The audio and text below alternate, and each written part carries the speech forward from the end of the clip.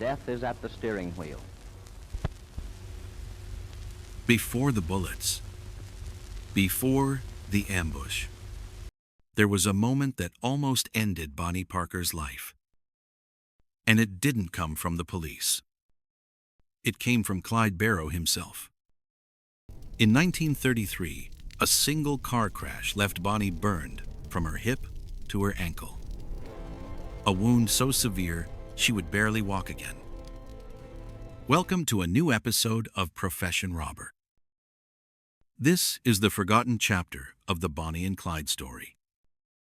The moment their legendary run began to crumble into a slow, painful descent, long before the bullets tore through their bodies. Part 1.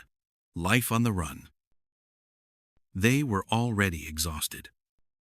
Bonnie, Clyde, and the Barrow gang were no longer the young, reckless outlaws America imagined. By early 1933, they were shadows of themselves, sleep-deprived, bruised, and running on pure adrenaline. Every breath they took felt borrowed. Every sunrise felt like a warning. They slept in stolen cars, cramped in the back seat, curled up with their guns pressed against their ribs. There were no beds, no blankets, no comfort. Their nights were filled with the cold metal smell of pistols, the rattling of engines that wouldn't quite shut off, and the constant fear that headlights approaching in the distance meant the law had finally caught up. They hid in drainage ditches, lying in mud thick as glue. Sometimes for hours, sometimes until their bones felt frozen. They listened to dogs barking in the fields. Men shouting is less than #0. 5# is greater than the sound of boots crushing grass as posses combed the countryside. One wrong breath could give them away. One sneeze, one slip, one whisper too loud, and it was over. They lived minute to minute, never planning beyond the next hour. Their world was shrinking. The law wasn't just chasing them, it was surrounding them, closing in, tightening like a noose. Counties, cities, even entire states were coordinating their movements. Every gas station attendant knew their faces. Every sheriff had their names pinned to the wall. Every farmer along the back roads of Texas, Oklahoma, and Missouri had heard the stories. Bonnie and Clyde passed through here. Clyde stole a car from my neighbor. Bonnie asked for bandages. And in that kind of pressure, something happens to a person. By spring 1933, the Barrow gang had been on the road for months without rest. Real rest. Not the kind where you sleep with one eye open, a finger on the trigger, ready to shoot your way out of a dream. But real, human rest, something they no longer remembered. Clyde Barrow, especially, was unraveling. He drove day and night, gripping the steering wheel so tight his knuckles blistered. The Ford V8 stolen, of course, was his entire world. It was his shelter, his weapon, his coffin waiting to happen. Behind the wheel, Clyde felt like he had a chance. A small one. A fragile one. But a chance. He trusted only speed. Speed was control. Speed was life. If he drove fast enough, maybe the law couldn't catch them. If he drove long enough, maybe they could outrun their own mistakes. If he pushed the engine harder, maybe he'd forget the faces of the people he'd killed. The screams, the blood, the guilt no outlaw ever admits aloud. Danger was his oxygen. Without it, he couldn't breathe. His hands trembled when the engine wasn't running. His body twitched from the constant surge of adrenaline. His nerves were shattered, not cracked, not stressed, but shattered. Like thin glass hit by a hammer. And Bonnie saw it. She watched him from the passenger seat, her legs pulled close to her chest, a pistol resting on her lap. She saw the way his eyes flicked to every mirror. She saw how he jolted at every loud noise. She saw a man who had been transformed by violence and fear, someone who had traded sleep for survival. Sometimes Clyde would mumble things under his breath. Names, places, half-formed regrets. Bonnie never asked questions. She knew better than anyone that in their world, questions were as dangerous as bullets. Every mile was a gamble. Not just a risk, a gamble with stakes so high even the bravest men would fold. A blown tire could mean death. A stalled engine could mean death. A farmer with a telephone could mean death. And the Barrow gang knew it. The roads they traveled weren't safe highways. They were dirt paths, uneven and unmarked, carved between fields of tall grass and dense woods. Rutted, slippery, changing with every storm. The kind of roads where one mistake didn't just cause an accident, it created a trap. The gang rotated between hideouts, abandoned farms, empty shacks, forgotten cabins, swallowed by vines and silence. But even there, they were never still. They'd stayed too long in one shack in Joplin, and it nearly cost them everything. A single neighbor's suspicion had brought a hailstorm of bullets. They escaped, barely leaving behind film rolls and Bonnie's famous photos. Since that day, Clyde refused to stay anywhere longer than a few hours. No comfort, no routine, only movement. Bonnie tried to keep up a brave face.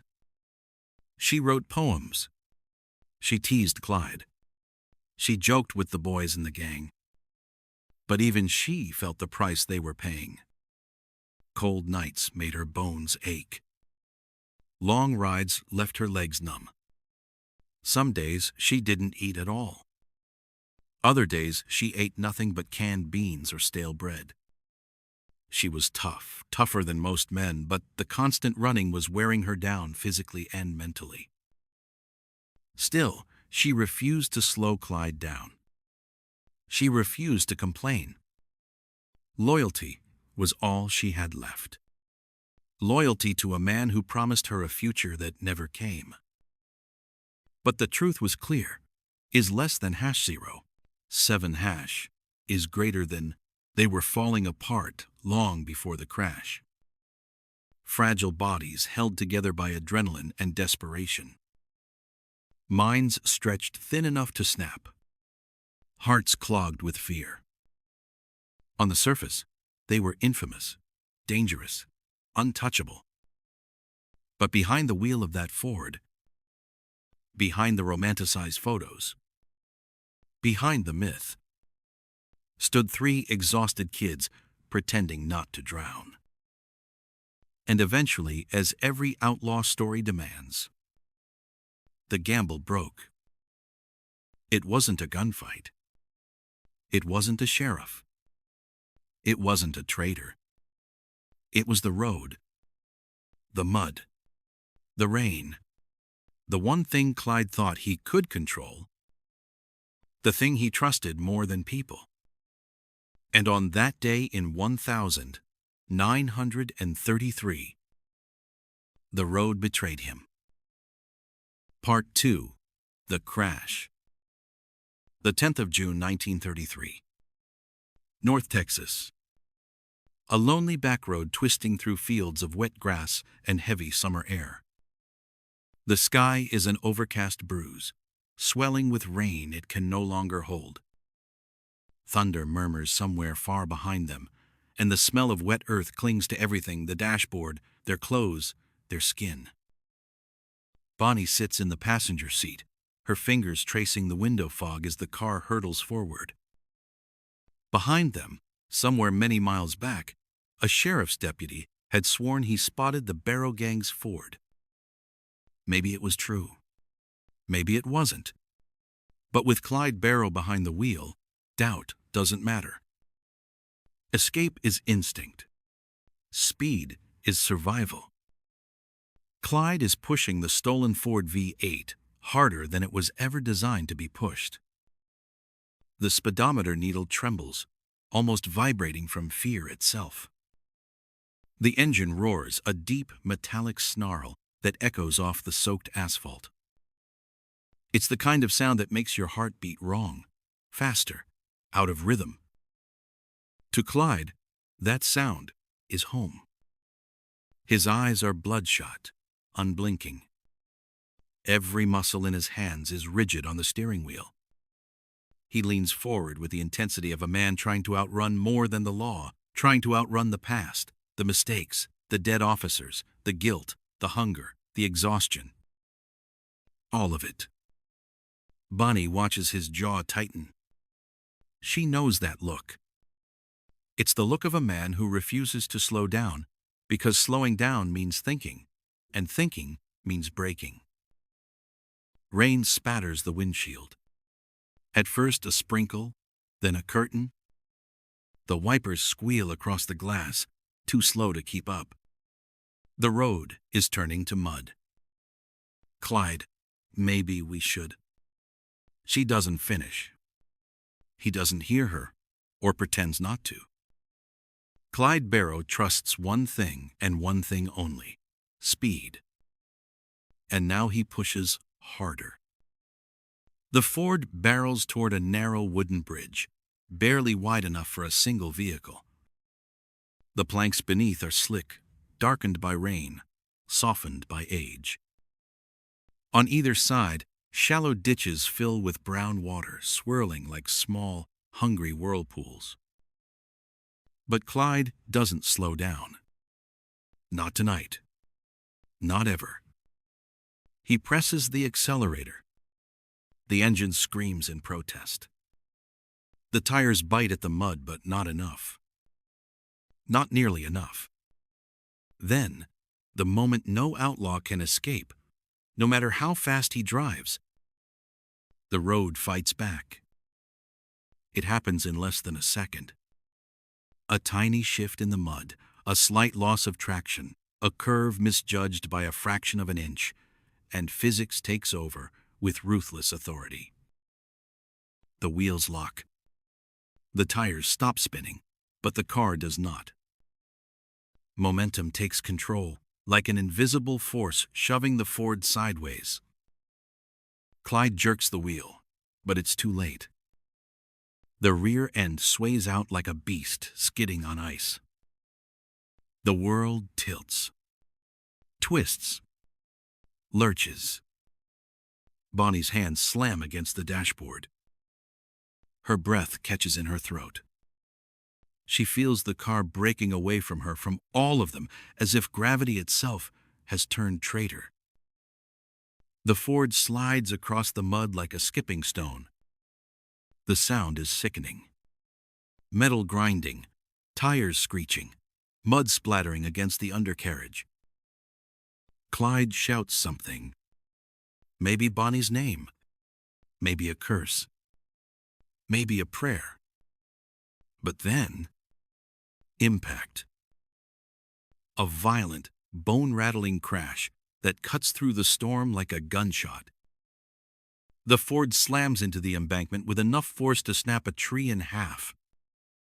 The entire frame bends. The hood crunches inward, like the car is folding in on itself. The windshield explodes into 1,000 razor-sharp fragments. Bonnie is thrown forward. Her body snaps like a rag doll, momentum hurling her into the dashboard. Her head whips back. She tries to brace herself, but there's no time, no chance. The car flips. Not gracefully, not dramatically, but violently, chaotically, like a metal beast trying to shake them loose. It rolls once, then again. Mud, glass, metal, and screams all spinning into one dizzying blur. Then silence. The Ford lands on its side, crushed and broken. Its frame is twisted like wire. Parts of the door are bent inward, trapping Bonnie's leg beneath the collapsed metal. She tries to move a mistake, and pain detonates through her body like wildfire. Clyde coughs, spitting blood, clawing at the shattered window to pull himself out. He's dazed, half-conscious, but alive. He calls Bonnie's name. She doesn't answer at first. Her lungs feel torn. Her leg is pinned in a position no human limb should ever be in. Clyde forces himself to crawl toward her. But something catches his attention, a smell. Sharp, chemical, unmistakable. Gasoline. It leaks across the ground in thin rivulets, mixing with the rainwater into shimmering, toxic streams. Drops fall from the torn fuel line, dripping onto the soaked earth with a rhythm that feels like a countdown. Bonnie finally gasps, "Clyde, I can't move," is less than #0. 9# is greater than. He tries to pull at the door. The metal doesn't budge. He tries again, using all his strength. Still nothing. His hands tremble. His breath quickens. Then a sound they'll never forget.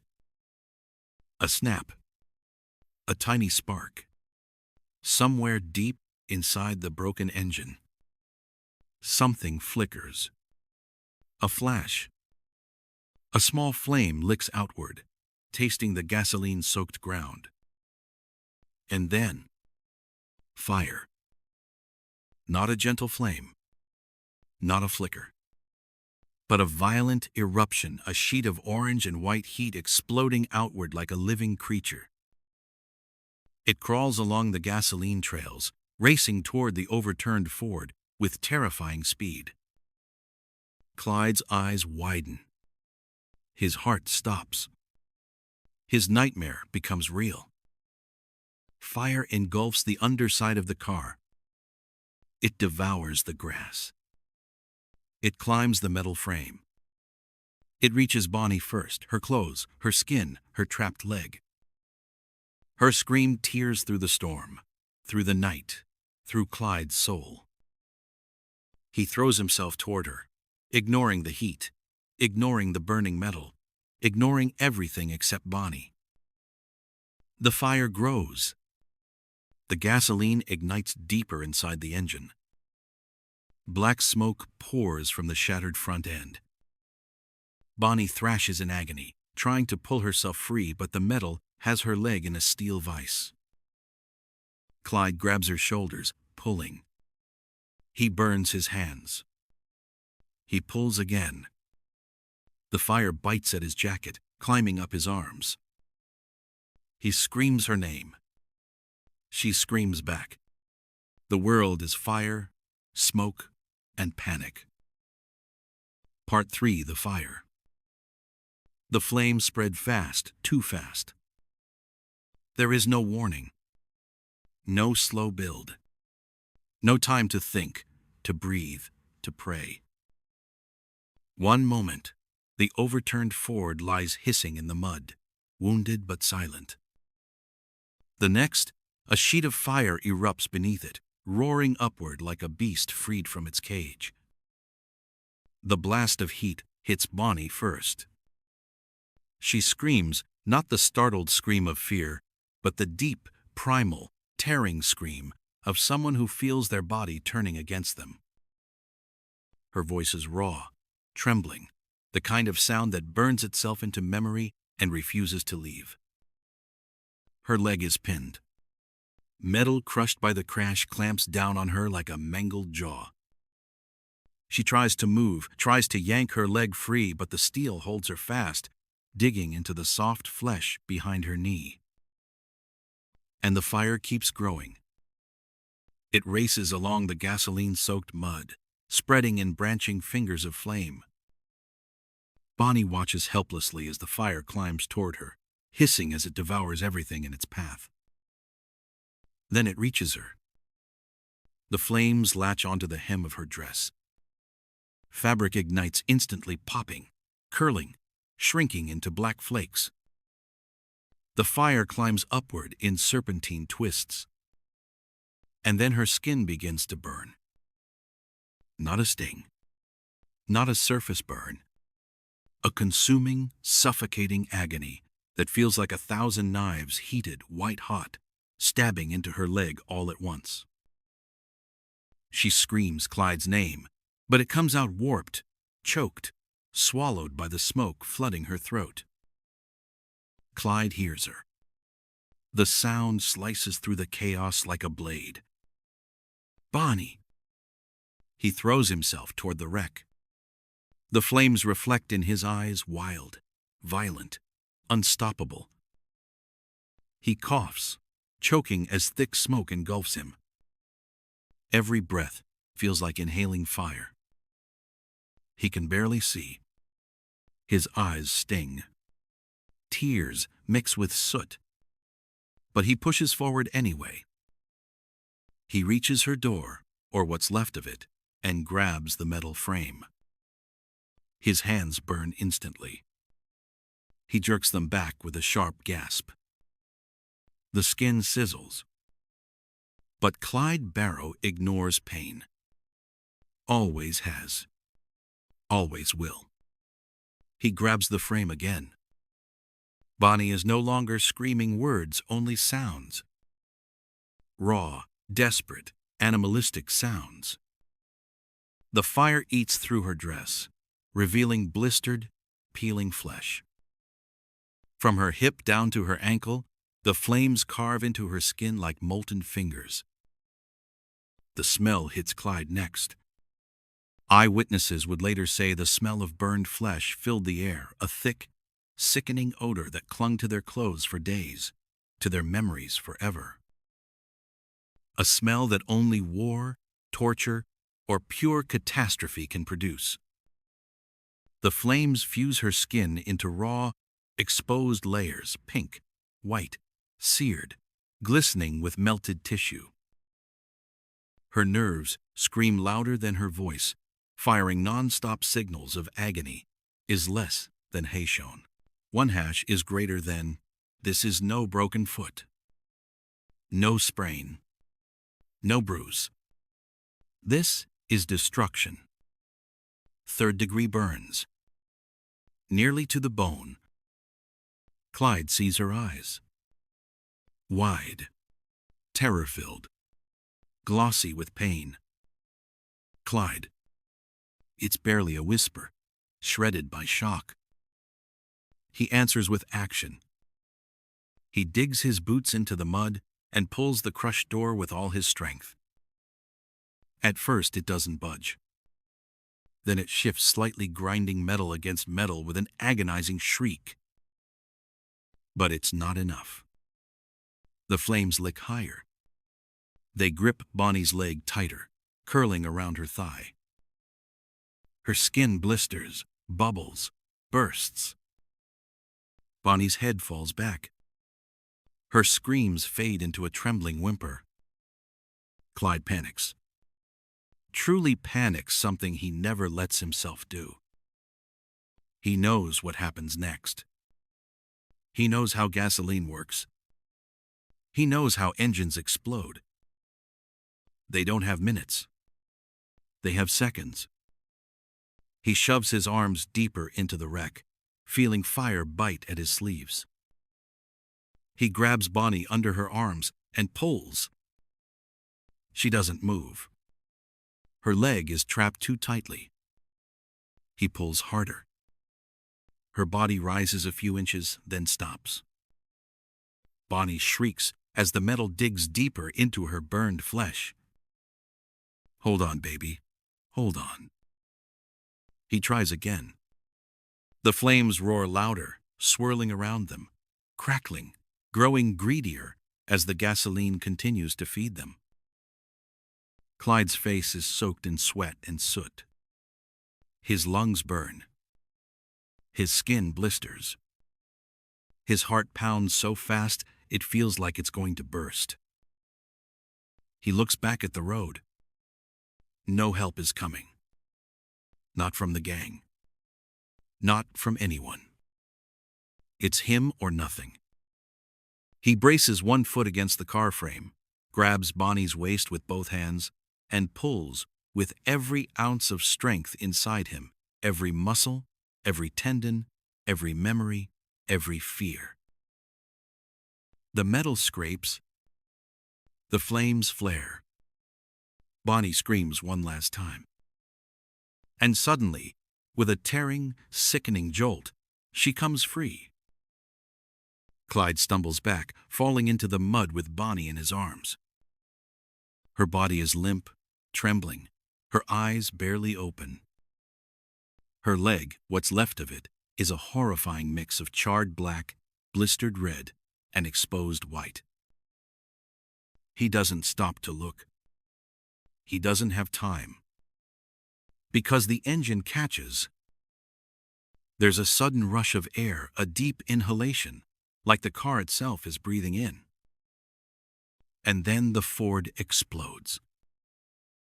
A deafening blast rocks the ground, sending a wave of heat and metal shards in every direction.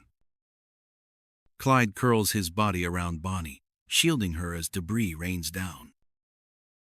The ground shakes. Flames shoot into the sky. The wreck becomes a fireball. For a moment, everything is silent, except Bonnie's weak, fading breath. Clyde lifts her gently. Her head drops against his shoulder. Is less than #0. 9# is greater than. She whispers something too quiet to hear. Her leg hangs, ruined. Clyde gathers her closer, panic and guilt rising like bile in his throat.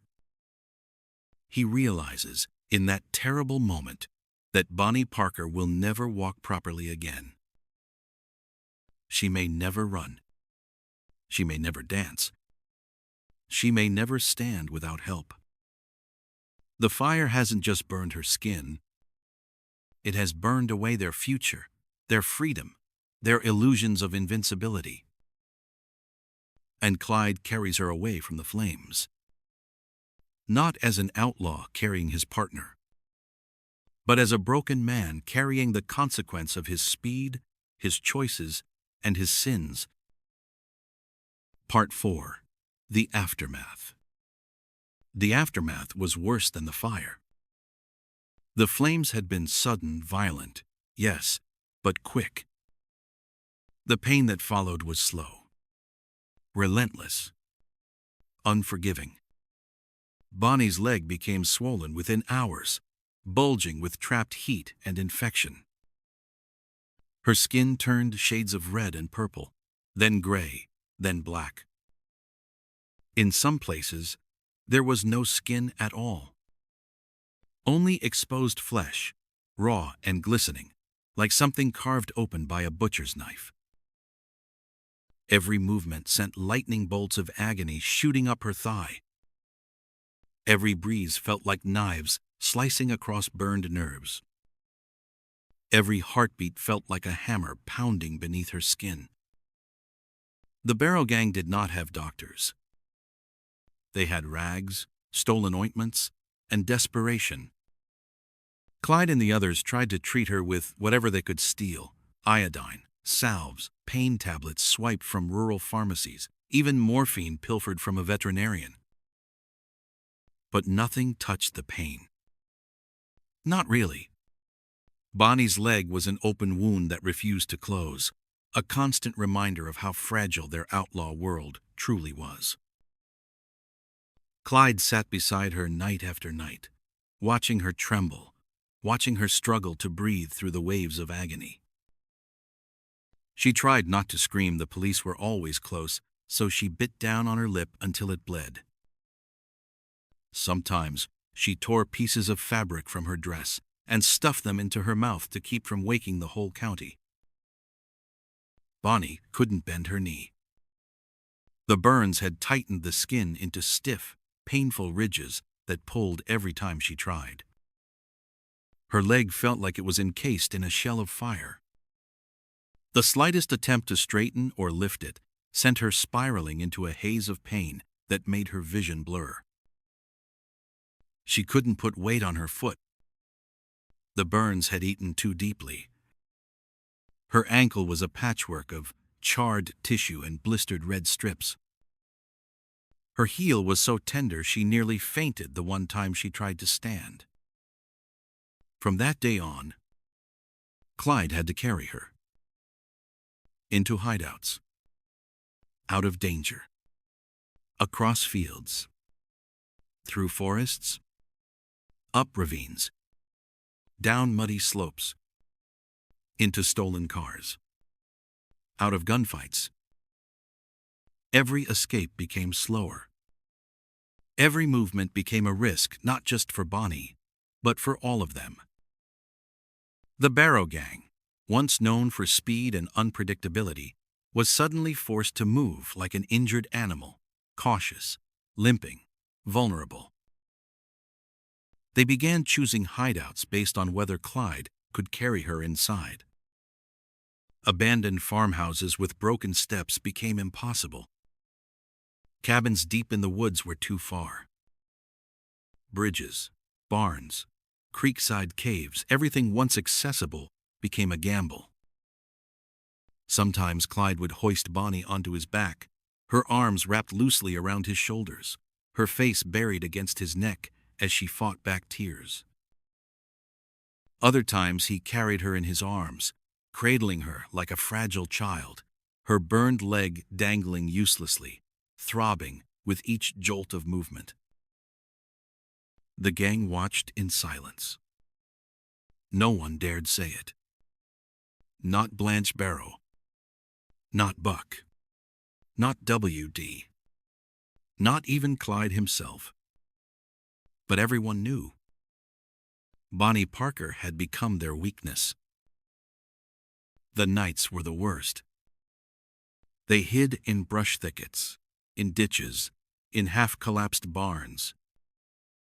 Clyde would lay Bonnie down gently, arranging blankets and coats beneath her burned leg so it wouldn't touch anything. Her wound oozed. The smell, sweet, sickly, rotten, hovered in the air, like a warning of what was coming if infection spread further. Clyde cleaned the wound as best he could. He stole clean water from farms, heated it in tin cans, and poured it over her leg while she shook uncontrollably. Sometimes he cried without meaning to, silent tears streaking through the soot on his face. He held her hand whenever she let him.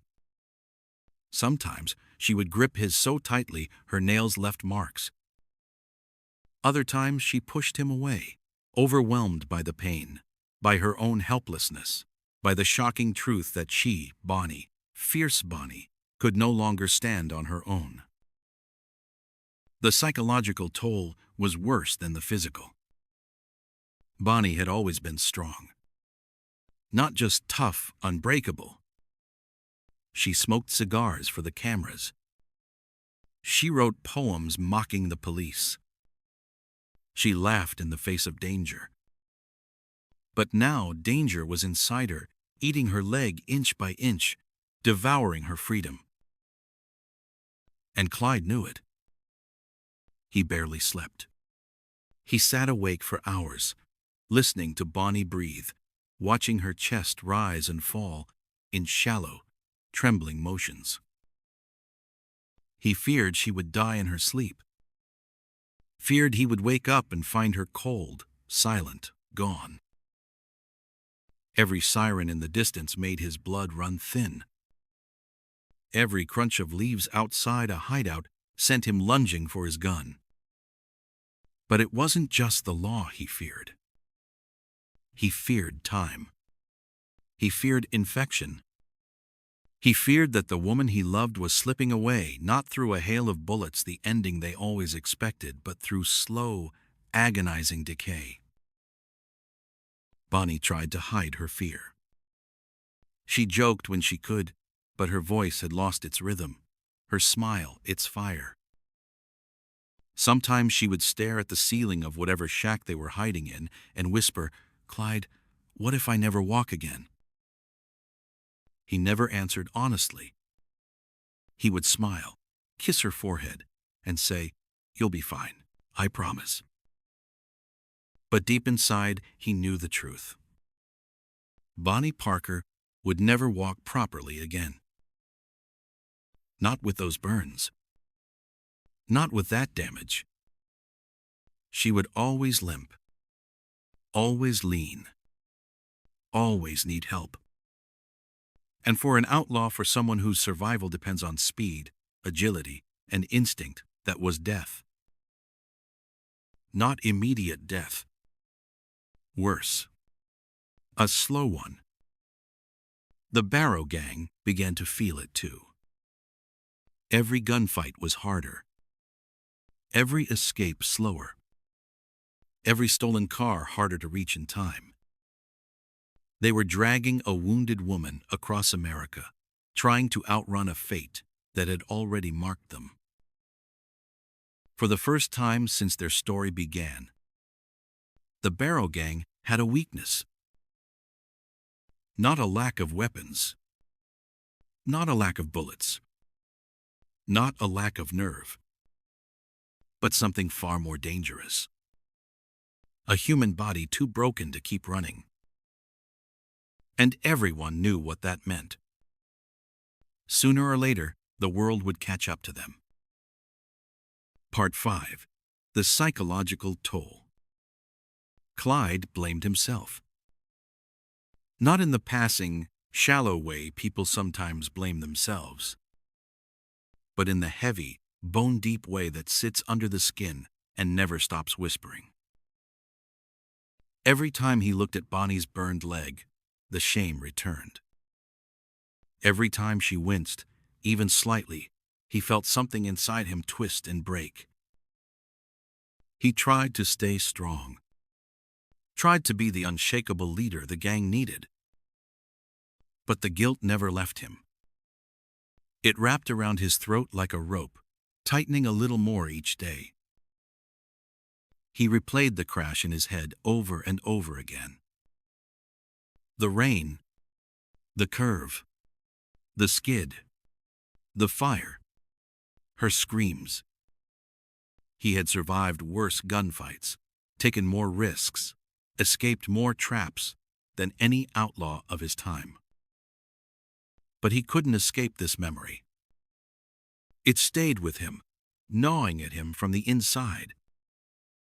And Bonnie, the fiery poet who loved to pose with guns, the girl who turned every camera into a stage, who joked even when the law was surrounding them, was now fragile, suffering, vulnerable in a way she had never allowed herself to be. Her burns changed everything. Bonnie tried to hide her pain behind sarcasm and bravado. She joked with the boys to pretend she was fine. She wrote small verses on stolen scraps of paper, pretending her leg didn't throb with every heartbeat. She smoked to distract herself from the pulsing agony under her skin. But she couldn't hide it from Clyde. He saw the way her smile strained at the edges. He saw her jaw tighten when she moved even an inch. He noticed how she pressed her fingers into the ground, gripping the earth every time a wave of pain rolled through her leg. The truth was brutal. Bonnie was dying slowly. Every day. A little more. The fire had not killed her, but it had left a death inside her, burning quietly through her nerves, her flesh, her spirit. She was burned alive but forced to keep running.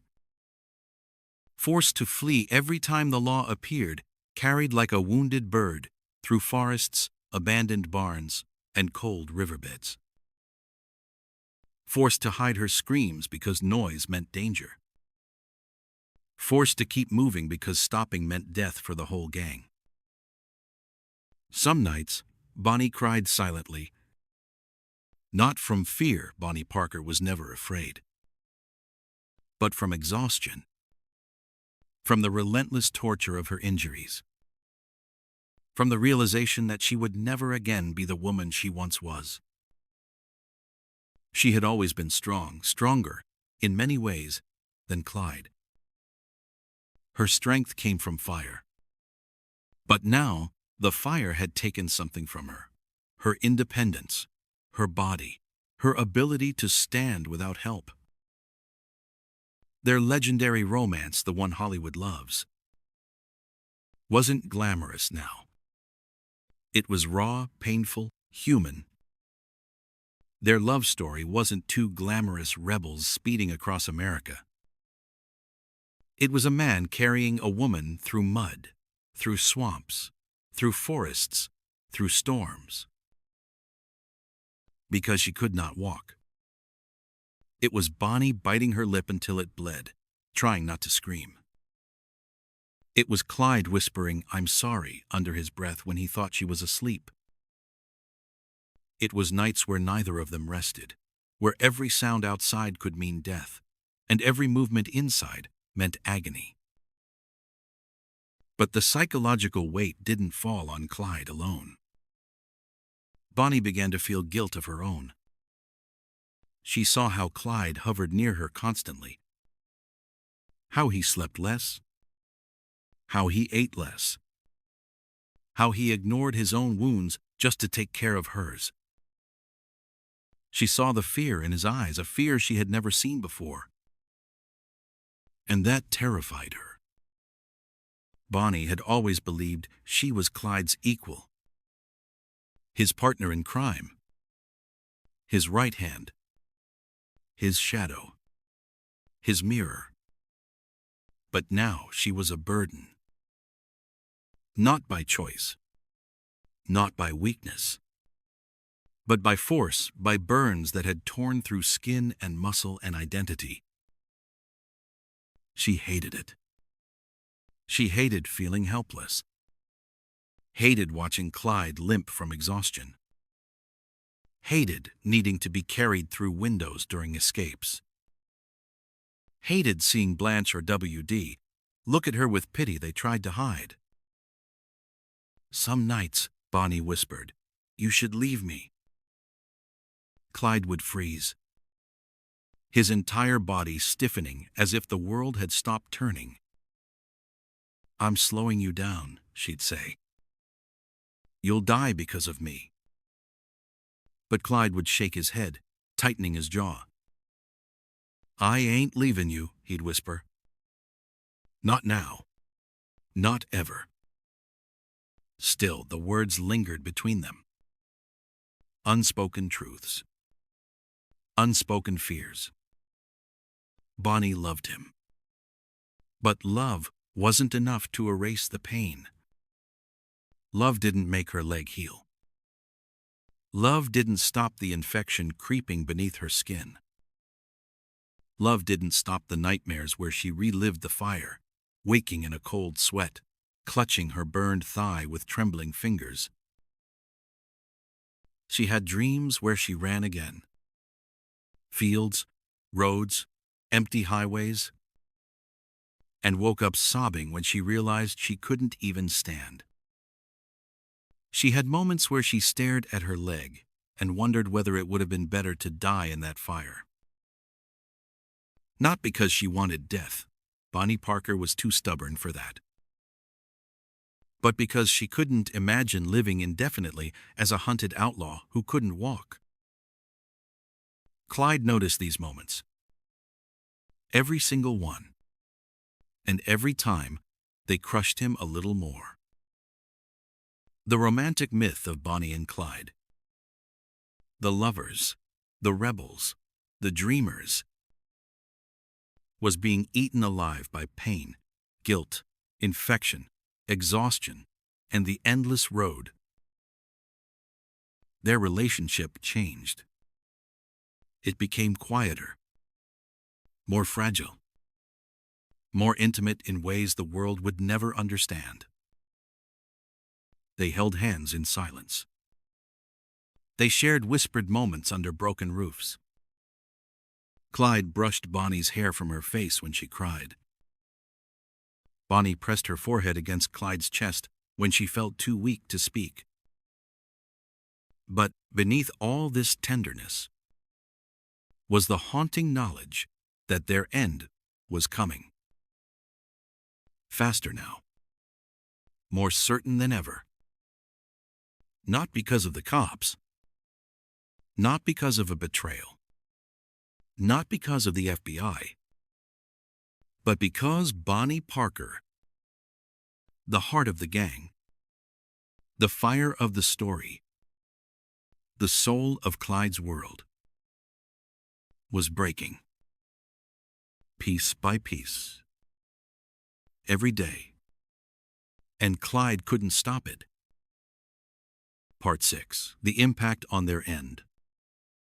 Most people believe Bonnie and Clyde died because they were reckless, because they were arrogant, because they pushed too hard, stole too much, killed too often, and outran the law one time too many. That's the myth. The truth is far quieter, far more tragic, and almost no one talks about it. Bonnie Parker was too injured to run. That single fact changed everything. In the early days, Bonnie and Clyde were ghosts, shadows. They slipped in and out of towns without being seen. They sprinted across fields, climbed fences, vanished into thick woods where police dogs lost the scent. They were fast, dangerously fast, and unpredictable. But after the fire, Bonnie couldn't move the way she used to. She couldn't jump out of the car during a shootout. She couldn't sprint down a dirt road while bullets cracked past her ears. She couldn't crawl through barbed wire fences or drop into drainage ditches or leap across creeks like before. Her right leg burned, scarred, stiff, agonizing, simply wouldn't obey. And because Bonnie slowed down, the entire Barrow gang slowed down. This was the beginning of the end. A gang forced into predictability. Before the accident, Clyde chose escape routes based solely on speed. He'd steal the fastest car in town, take the sharpest turns, plunge into forests, abandon the car, vanish on foot, steal another, and keep going until daylight. After the accident, Clyde had to choose escape routes based on terrain. Anywhere Bonnie couldn't be carried was no longer an option. Steep hills? Impossible. Rocky ground? Too dangerous. Dense forests? Too slow. Creeks? She couldn't cross them. Barbed wire fences? Out of the question. Thick mud after rain? Death.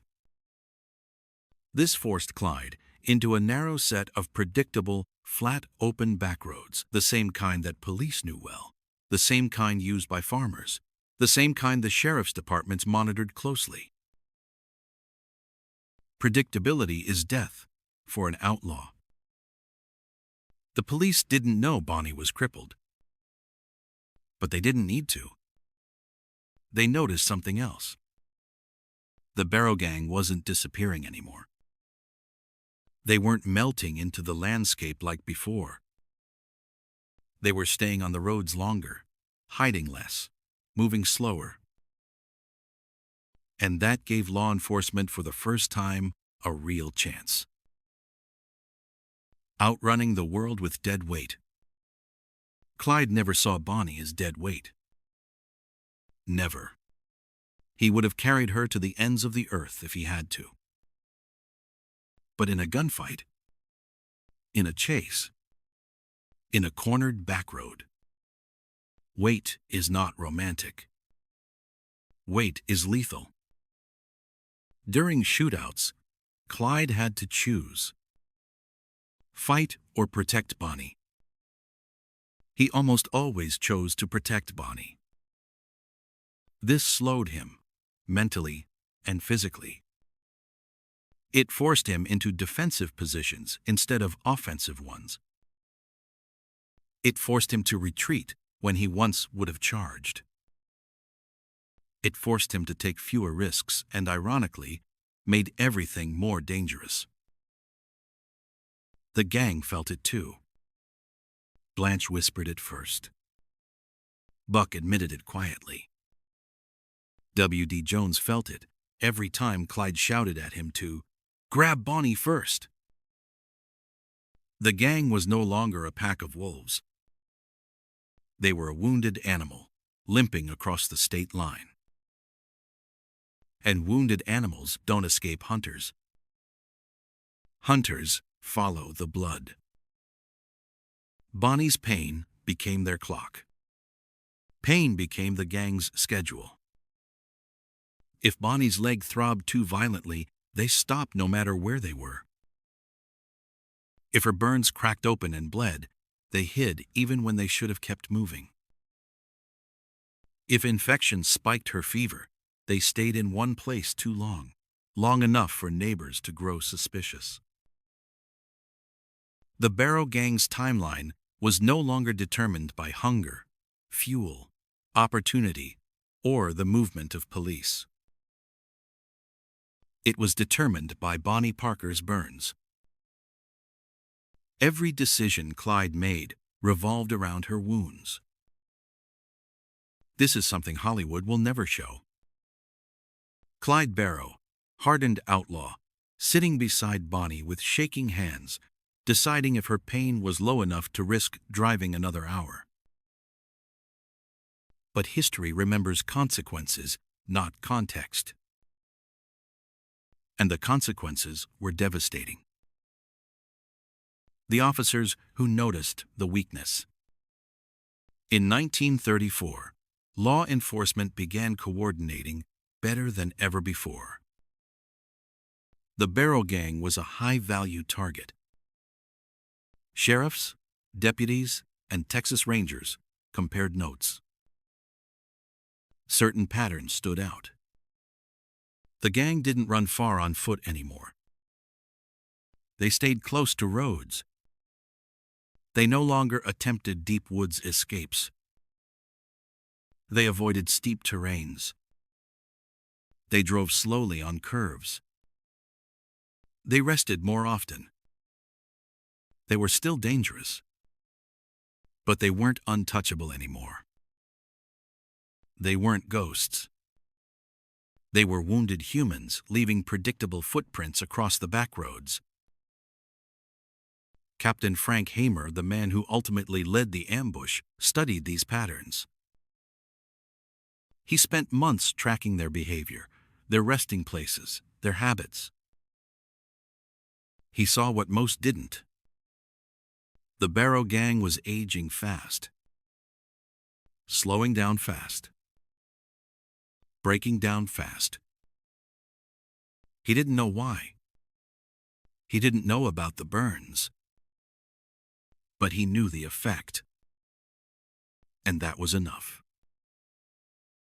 The final days, a slowing heartbeat. In the last months of their lives, Bonnie's condition worsened. Her burns healed only on the surface. Underneath, the tissue remained fragile. Any sudden movement tore it open again. Sometimes she couldn't feel her foot. Other times she felt only burning pain. She limped badly. She leaned on Clyde constantly. At times, she nearly fainted from infection or exhaustion. And still they ran. But their pace wasn't the sprint of legends. It was a dragging, limping, desperate shuffle across Louisiana and Texas. They weren't Bonnie and Clyde anymore. They were Bonnie and Clyde, a single entity, inseparable because one could not survive without the other. This bond was beautiful and fatal. On that final morning, when they drove down the narrow road outside Gibbsland, Louisiana, Bonnie sat low in her seat, not out of secrecy, but because sitting upright hurt her leg. When Hamer's men opened fire, she couldn't jump out of the car. She couldn't run. She couldn't dive. Clyde died instantly. Bonnie had no chance. Her burns, that single accident, may have shaped their fate more than any bullet ever did. The fire didn't kill Bonnie Parker in 1933, but it killed the future Bonnie and Clyde might have had. It killed their speed, their unpredictability, their advantage, their myth. The ambush didn't happen because they were reckless. It happened because, for the first time, the Barrow gang was weak. And the weakness was born in the fire. Final reflection. Their story is often romanticized.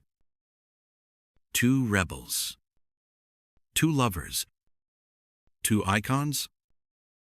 But behind the myth was a young woman in agony, dragged across America by a dream that turned into a nightmare. Bonnie didn't die in the fire that day, but the flames changed everything. Their downfall began, not with a gunshot, but with a car crash on a muddy Texas road. And that is the hidden chapter of Bonnie and Clyde.